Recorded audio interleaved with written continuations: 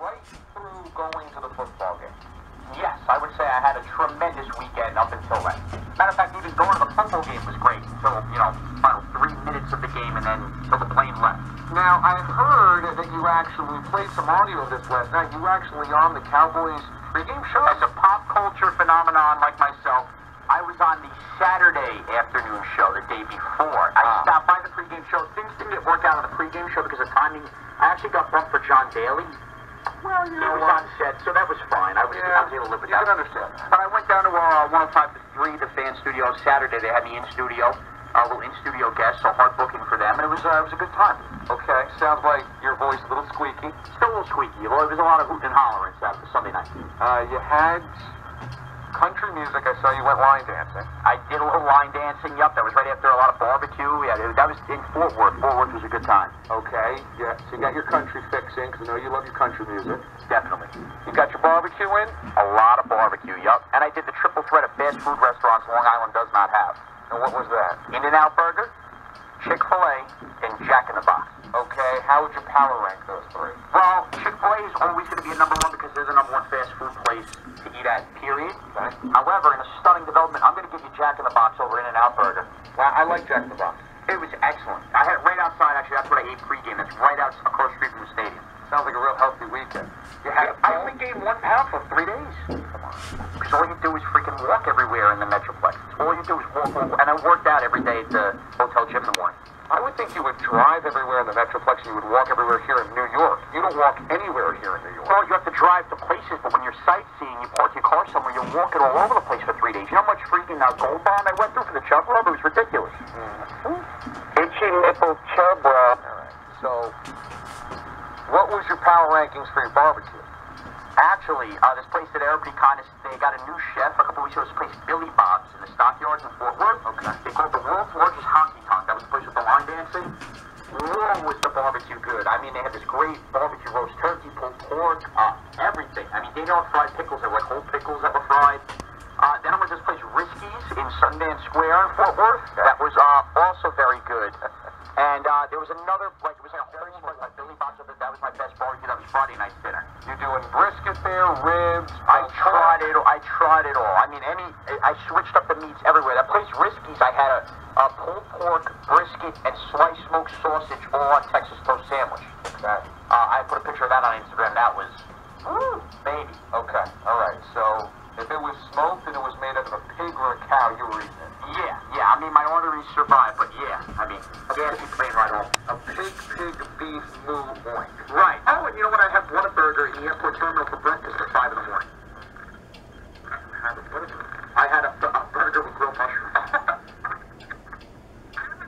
2 hours after the game, so my body didn't even realize it was breakfast. That was what was open.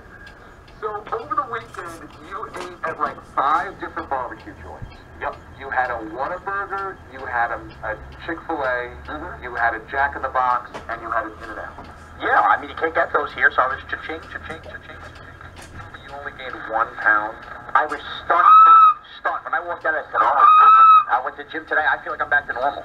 I don't know how I walked away unscathed. I had Cracker Barrel for breakfast one day, too. Wow. I don't know how your arteries didn't explode. So, you go to the game, and you're having a good time. When you were at the game, you were sitting in the upper deck? Yeah, 400 score in the end zone. You have tickets I could afford. Okay. And let's just start with, how was the stadium? It is majestic. It is jaw-dropping, really. It is the most beautiful sporting venue I have ever stepped foot in. Why? Just the whole idea, first of all, when you walk into a place like that, usually I'm used to, you walk into a stadium, you go into the stadium, you walk in and they have an entire huge courtyard set up for like partying pregame, which you rarely see now, and I think that was really cool. The screens, you're hanging out, having a good time. But when you walk in, you walk in, it's a giant sports, the first thing you see. Another thing I realized about how they go to the court, another thing I realized about the usual is stuff when you walk to 100 feet below ground level. So you're actually walking in on what would be like the middle of the level, and it's just like a whole, so you're looking down at the floor, looking up at the screen, and just the architecture and just how huge it was. It's just, it's unbelievable. Like, it really is. It's speechless when you walk in there. It's a sight to behold. It's gorgeous. And so the Jumbotron lives up to the hype. Oh man, that thing is unbelievable. And usually when you go to games, and even if we have high def now, you can still be a little grainy. You know what I mean on the score. this was the most high-def of high-def screens, crystal clear picture. It was unbelievable. They have the red zone on, as we're in there for warm-ups, so you're watching everything that's going on the 4 o'clock games on this ginormous screen. It was great. So you go in there, the game happens, weird game, quirky game. I mean, a lot of bizarre stuff, which we went over a lot last night. Do you think the Giants are probably going to win that football game? Yeah, I mean, at halftime, even with the lead, I still thought, you know what, they'll probably lose this game, but I was happy they weren't get blown out. But with 4 minutes left, 3 minutes, when McBride has the pick, takes it to the 1, fans, even for the Cowboys' second to last drive, started piling out of the place, and it had to feel like, wow, the Giants are really going to walk out of here. And obviously, as things unraveled, it got ugly. Okay. Was there a lot of Giants fans there? A lot of Giants. I would say there was at least 35% Giants fans. Really? 35%? Really big turnout. Everywhere you went, I mean, it just felt like it was every other fan was a Giant fan. It was a lot, packed house. But I guess you expect that now at Dallas. Yeah. Okay, so during the game, you're not getting harassed. It's all in good fun. It's all in good fun. Everybody's going back and forth. There's no cursing or anything like that. And as I said, there was a lot of Giant fans, so like we were into it. The Cowboy fans got into it. You know, we would have, you know, joking around, a lot of hand slaps, a lot of screaming and yelling, but nothing vulgar. Nothing. It was just a fun atmosphere. And so when the game gets over, Cowboys win, and at that point, does it turn dark?